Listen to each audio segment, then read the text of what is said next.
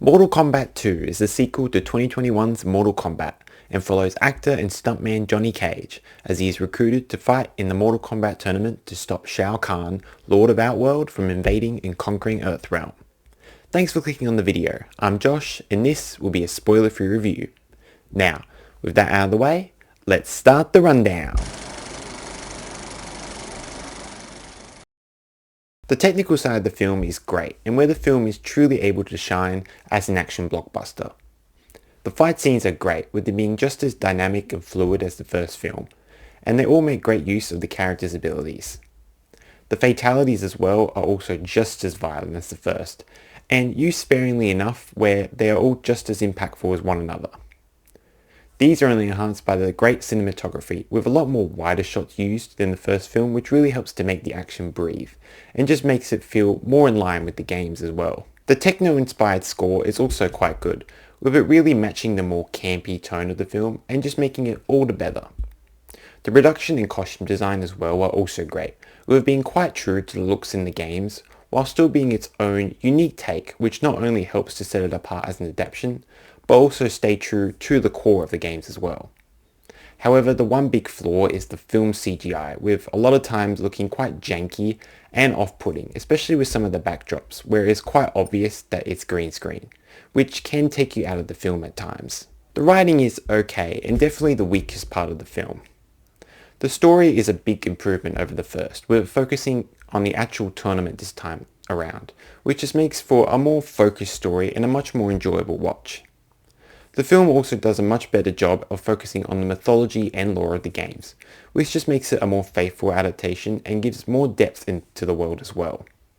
Some newer characters as well, like Johnny Cage and Katana, are quite well written, and you do feel somewhat connected to them as they go on their journeys in the film.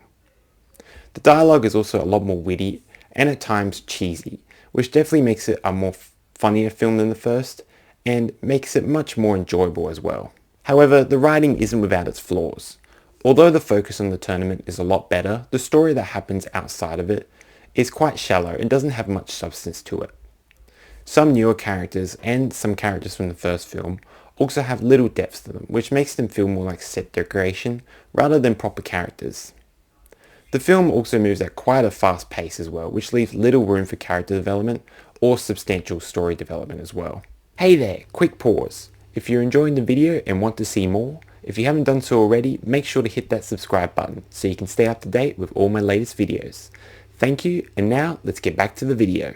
On the other hand, the acting is quite good and everyone portrays their characters quite well.